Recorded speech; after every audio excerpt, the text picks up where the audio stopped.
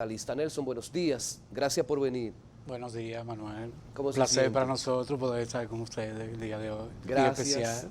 Hay que echar una mirada atrás y ver, evaluar los 4 años de Luis Abinader. Bueno, podemos hablar de un gobierno con luces y sombras, podríamos decir. Algunos ministerios muy incidentados. Si hablamos del Ministerio de la Juventud, pasaron 3, 4 ministros casi. El Ministerio de Salud Pública. Y en otras áreas, pues, el presidente y su equipo han tratado de empujar el país. Ellos, el gobierno, cada vez que tenía la oportunidad de hablar, como sus funcionarios, se enfocaban en que cuando llegó Abinader encontró el país, hablan de crisis, de la pandemia. Bueno, realmente el país no ha tenido crisis. Y eso nosotros lo podemos analizar con un simple indicador. Cuando hay crisis hay menos recursos. Y aquí ha sido lo contrario. Si nosotros analizamos el presupuesto general de la nación, el presupuesto siempre ha ido en aumento. Eso significa que el gobierno ha tenido mucho más dinero. Entonces el gobierno es contradictorio cuando habla de crisis, pues estamos hablando ahora de un presupuesto que está por encima de los 1.6 billones de pesos. Y en el gobierno anterior apenas alcanzó el billón. Entonces no podemos hablar de crisis. Lo que pasa es que el término crisis es un término mediático y lo utiliza constantemente para buscar crédito externo. Pero realmente la crisis en República Dominicana ha sido ficticia, porque el gobierno ha manejado mucho más dinero, cantidades históricas de recursos, tanto de financiamiento externo como también de las recaudaciones internas. Y así lo han expresado, lo hemos visto en los titulares durante los 4 años. El gobierno tiene recaudaciones históricas en aduana, recaudaciones históricas en la DGI. Entonces, ¿cómo podemos hablar en ese caso de crisis? Pero, como dije, es un término que vende y por eso lo utilizan constantemente para envolver la población como lo hacen con diferentes temas. Este gobierno ha hecho dos cosas que no la había hecho ningún gobierno. Por ejemplo, todos los lunes Abinader va a Palacio de la Policía, se reúne y recibe información de lo que se lleva, el levantamiento, y en la tarde hace la semanal con la prensa, donde preguntas y respuestas. ¿Cómo ve esta parte? Yo creo que han sido dos de las innovaciones que le han dado bastantes resultados. Cuando hablamos de la semanal, iniciamos por eso. Eso ha sido un recurso que se cuestionó incluso durante la campaña por los beneficios que le rinde al gobierno. Aquí encontramos que eso le da una publicidad gratis, podríamos decir, al gobierno, aunque al final no es gratis, pero le da beneficio tanto para el gobierno como para el partido que representa el gobierno. Y en el caso también de la reunión que hacen con el alto mando de la policía los lunes, pues también les rinde grandes beneficios. Y eso se expresa también en los titulares mediáticos que se ven en los medios de comunicación. Sin embargo, cuando nosotros analizamos los resultados, pues en materia de seguridad seguimos igual y así mismo lo percibe la población cuando les realizan la encuesta. El principal problema que tenemos es el problema de inseguridad. Se habló de una reforma a la policía que nunca ha llegado. Entonces yo creo que han sido recursos mediáticos que han sido estratégicamente utilizados por el presidente de la República y su gabinete. Y le ha dado resultados porque logró reelegirse. No hay otro indicador que no sea ese, la reelección. Se habla de una reforma fiscal, se habla de la unificación de las elecciones, se está planteando, entre otras cosas, pero sobre todo eso, y la reducción de diputados. Bien, vamos a iniciar con la reforma fiscal. Esa es una reforma impostergable y pudiéramos decir que es lamentable que sea en este momento, porque aunque decía que no hay crisis para el gobierno, sí la población ha estado pasando situaciones calamitosas y eso se ve en la cantidad de negocios que quiebran. Entonces, ojalá que esa reforma fiscal, como siempre se le llama fiscal, no sea una reforma tributaria para cargarle más impuestos a la población que comprende la clase media y a la clase pobre. Que sea una reforma realmente fiscal que grave a aquellos que tienen mucho más recursos, que durante mucho tiempo pues han estado eludiendo impuestos, evadiendo impuestos algunos, y así lo expresa el mismo gobierno en los estudios que se han hecho desde la Dirección General de Impuestos Internos. En cuanto a la reforma constitucional, el presidente estratégicamente ha colocado algunos temas que son bien aceptados por la población. Y cuando nosotros hablamos, por ejemplo, de la reducción de los diputados, pues estratégicamente nos colocábamos de reducir en 53 diputados. Pero es contradictorio cuando el presidente plantea que de los diputados nacionales, pues aumentará de 5 a 20. Y yo hago el siguiente análisis y digo, bueno, con esto el presidente pretende ubicarse estratégicamente en las elecciones de 2028. Y ahora, por ejemplo, él tenía 21 aliados, que representarían 20 diputados nacionales. Pues responderle a una gran cantidad de partidos aliados y con eso envolverlo. Además, que en términos mediáticos, pues eso no va a encontrar oposición en la población. Sin embargo, cuando nosotros analizamos la reforma a la Constitución, yo creo que es una reforma innecesaria, porque por 2 o 3 puntos que el presidente está planteando, incluso veíamos cómo unos de esos puntos le echaba para atrás, que en el caso del Ministerio Público, porque realmente sería un retroceso. Pero en el otro contexto, que se habla de un procurador general independiente, realmente la independencia no la da una norma. Si fuera así, en el contexto actual de la Constitución, pues el Procurador General de la República es independiente, y no que lo diga yo, sino que lo dice el gobierno. ¿Por qué? Porque ha dicho, no, yo puse una procuradora independiente que es Miriam Germán, y a mí me consta que Miriam no es de la persona que recibe línea. Ahora, la independencia en las instituciones se da en 2 contextos. El primero es la persona que ostenta el cargo, y si esa persona tiene ambiciones, pues se ata ese cargo a otro que pudiera adquirir vía ese. Me explico, si usted está en la Procuraduría General de la República, usted quiere ir, por ejemplo, a la Suprema Corte de Justicia, o quiere ir al Tribunal Constitucional, o a cualquier otra institución. ¿Qué hace eso? Que usted les rinda tributo a quienes designan esos cargos, que en este caso es el Consejo Nacional de la Magistratura. El segundo elemento es el económico. La autonomía la da la economía, incluso hasta en uno como en ser humano. Si usted no tiene sus problemas económicos resueltos, no hay manera de que usted sea independiente. Y eso se da en las instituciones. Por eso vemos que la Junta Central Electoral y todas las instituciones del Estado siempre andan rindiéndole pleitesía al Poder Ejecutivo, porque es precisamente el Poder Ejecutivo quien pone los presupuestos. ¿Y qué hemos visto en estos 4 años? Que la Procuraduría General de la República tiene que estarle pidiendo presupuesto cada año al presidente de la República. Entonces no es la Constitución, porque la Constitución dice que la Procuraduría General de la República es un órgano independiente, autónomo, incluso financieramente, pero no dice de dónde vienen esos recursos. Y ahí es que está el problema. Entonces, ¿cuál sería la novedad en esa reforma? Y hago énfasis en este punto porque es el principal que el presidente ha vendido. Sería la inamovilidad del procurador. Y eso tenemos que decir que es un arma de doble filo. Tener un procurador inamovible puede prestarse a muchas acciones que crean inestabilidad. Y vamos a verlo en el espejo de algunos países.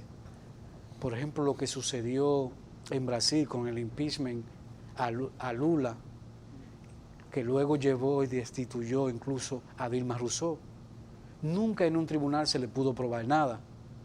Al final Lula volvió a la presidencia de la República, y eso fue en un contexto similar a este, donde existe un procurador que tiene esa autonomía, que tiene esa inadmisión Entonces, tenemos que vernos en eso, porque nosotros, independientemente de, nosotros hemos tenido un largo periodo de estabilidad política. Yo creo que se deben seguir reforzando los mecanismos anticorrupción, pero la misma situación del gobierno nos dice que combatir la corrupción es una voluntad personal de las instituciones, porque nosotros tenemos en el mismo gobierno 34 casos que no han sido enfrentados. Al contrario, se han enfrentado los casos del gobierno anterior, que está bien. Que a propósito, Nelson, perdón, quiero escuchar su evaluación de los funcionarios y los cambios, los decretos, algunos que se han rodado de aquí para allí, pocos nuevos. Quiero oír su opinión. Sí, pero la última parte de esa parte de la Constitución, por lo que pudiera justificarse sería la unificación de las elecciones, que en este ¿Está caso, de acuerdo? que en este caso habría que evaluarlo, porque yo creo que en los países de América Latina lo que prima es elecciones de medio término, principalmente en el ámbito municipal. Lo que pasa es que en el contexto actual, con elecciones tan próximas, hay una alta influencia entre una y otra. Pero si tú lo haces cada 2 años, como existían antes con las congresionales, eso le da mucho más estabilidad al sistema político. Y eso es lo que prima, sobre todo en toda América Latina. Y en Estados Unidos, que tienen un esquema diferente, porque ellos, por ejemplo, los legisladores, pues no todos se eligen en un mismo proceso electoral, sino que para aprovechar la experiencia, pues se van escalonando. Entonces, esa experiencia hay que analizarla también para ese proceso. Por eso digo que esa Constitución, eso es improcedente, la modificación de esa Constitución. Y a mí me preocupa lo que el presidente tenga detrás de porque se abra la modificación a la Constitución. Me preocupan esos artículos del 14 al 17 sobre el aprovechamiento de los recursos naturales, las áreas protegidas que están permanentemente amenazadas, la explotación minera, que hay indicios en ese gabinete que nombra ahora el presidente de la República. Bueno, en cuanto a los funcionarios del gobierno actual, el que termina en la actualidad, pues el presidente reconoce que han hecho un buen trabajo. Y si analizamos las designaciones que ha hecho hasta ahora, vamos por ejemplo en la parte económica. ¿Qué ha dicho el presidente? Confirma al presidente del Banco Central, al de la Superintendencia de Banco, y eso significa que hay una continuidad de la política económica del gobierno, y es un reconocimiento. Han mantenido ciertos niveles de estabilidad, aunque hay que destacar que se ha mantenido una inflación casi en el 30%, una inflación acumulada. Pero, independientemente, eso no ha significado crisis política, más allá que, y se expresa en la misma reelección del gobierno. Y en cuanto a los demás funcionarios, pues hay muchos funcionarios bastante cuestionados. Si nos vamos, por ejemplo, en el área del Ministerio de Medio Ambiente, corrupción al por mayor, sí. Tanto con el ministro anterior como con este ministro, que yo en eso tengo también mi percepción. Yo creo que si en el año 2020 el presidente de la República nombra al actual ministro, yo creo que las cosas fueran diferentes, porque Seara Hatton es un institucionalista, no lo conozco, nunca he hablado con él, pero lo digo por las decisiones que tuvo en el Ministerio de Economía. Se apoya siempre de los funcionarios técnicos. Ahora, cuando tú tienes un ministerio donde ha pasado un político representante de un partido como lo fue Orlando Jorge Mera, pues es difícil, porque la presión política que recae es demasiado grande. Y eso se expresó en la denuncia que vimos después, donde más de 600 millones se le entregaban incluso a un comunicador para que lo repartiera entre amigos del partido. Pero cuando nos vamos a las instituciones, a las direcciones provinciales, a las direcciones regionales, ahí encontramos que no hay técnico. Lo que tienen instalados son políticos.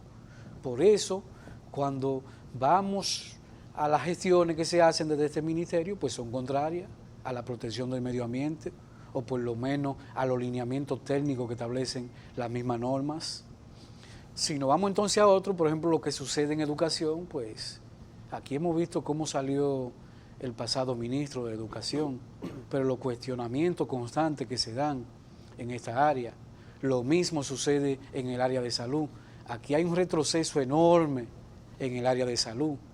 Si nos vamos con instituciones como por ejemplo el hospital de segundo nivel de ahí de Bellavista, ese fue un hospital que ganó premios nacionales e internacionales. En la actualidad es lamentable lo que sucede. Y así, si hacemos un recorrido por todo el país, porque realmente se han hecho encuestas, pues hay un retroceso. Y junto con eso, pues están proliferando lo que son los laboratorios clínicos. O sea que el gobierno está promoviendo el negocio del sector privado en el área de la salud, y eso va en contra de la población. Cuando nos vamos, por ejemplo, en el área de educación, pues los cuestionamientos con los libros, en una ocasión faltas ortográficas enormes en los textos que se construyeron, los casos de corrupción donde se pagaron más de 5.000 millones por unos textos digitales. Entonces, ¿qué más se podría decir de este ministerio? Totalmente infuncional. En el caso de salud pública hemos tenido, ¿cuántos? 3 ministros, Plutarco, Rivera y el actual ministro, Atalá. Cuando vamos al Ministerio de la Juventud hemos tenido 4 ministros. Entonces, eso expresa los problemas que ha tenido el gobierno en esta área. Lo mismo cuestionamiento al Ministerio de Deporte, falta de apoyo constante a los atletas, y la denuncia lo vemos en los medios de comunicación. Y así sucede en los diferentes ministerios, ni decir del Ministerio de Interior y Policía, permeado por casos de corrupción y de todo tipo. Y la delincuencia aumentando en todo el país. Hay un tema, Nelson, que no quiero concluir la entrevista y quiero preguntarle, el tema haitiano, ¿cómo ha sido manejado por el gobierno? Bueno, el tema haitiano ha sido un aliado del gobierno realmente, porque este es un tema mediático. Y si nosotros nos damos cuenta, de 2020 hasta mediados del 2021, hubo un manejo muy diplomático hacia los haitianos, pero hubo un momento donde el gobierno ve los beneficios que puede tener este tema y comienza a utilizarlo. Por eso vemos que toma medidas muy populares constantemente, porque ocuparon los titulares de los medios de comunicación, pero en términos políticos y estratégicos para la República Dominicana, yo creo que muchas de las decisiones del gobierno han sido totalmente contrarias al interés nacional. Y si recordamos en el momento más férreo de la crisis dominico-haitiana, vimos cómo el gobierno incluso mandó un desfile militar por la frontera como si hubiésemos estado en guerra. Pero después tomó medidas que nosotros estamos pagando económicamente, porque no hay que olvidarse que Haití es el único país con el que nosotros tenemos un superávit económico. Tanto así que lo que aquí no se consume, porque no sirve por diferentes razones, se envía para Haití y ellos lo consumen. Y eso les representa a República Dominicana más de 2.000 millones de dólares anuales. Entonces, esa medida de cerrar la frontera en un momento fueron medidas poco estratégicas del gobierno, porque el gobierno podía tomar otras medidas y así no afectaba los intereses de República Dominicana. Al final, Nelson, quiero preguntarle, somos de Santiago, no podemos obviar una pregunta de Santiago. Abinader, creo, el presidente que tiene una casa presidencial, por decirlo, un asunto donde, una vivienda donde se queda, visita constantemente la ciudad. Tenemos ahí un teleférico, un monorriel, estas obras y esta visita tan constante y esa vivienda ahí en la República de Argentina, ¿cómo ve esa parte? Bueno, realmente es el presidente que más ha priorizado a Santiago, indiscutiblemente. En Santiago hay un movimiento de infraestructura extraordinario y hay obras que tendrán un impacto maravilloso en la ciudad, como ese monorriel. Entonces, indiscutiblemente, el presidente en esa parte ha tomado muy en cuenta a Santiago. Hay obras que no eran tan prioritarias como el teleférico, pero hay que reconocerle, Santiago está en una posición muy estratégica, muy valorada del presidente de la República. Y no es para más porque el presidente en Santiago es que ha recibido el más alto apoyo, principalmente en 2020, de los sectores empresariales y su ascendencia que es de Santiago. Entonces todo eso ayuda para que el presidente considere a Santiago en una posición primística. Doy las gracias a Nelson Reyes, que hoy día festivo, rojo, está aquí en el estudio y nos ha acompañado. Brevemente fue analizando y dando algo de las luces y las sombras de este gobierno. Nelson Reyes, que es politólogo, ambientalista, periodista. Nelson, muchas gracias. Siempre a la orden, Acevedo. Gracias.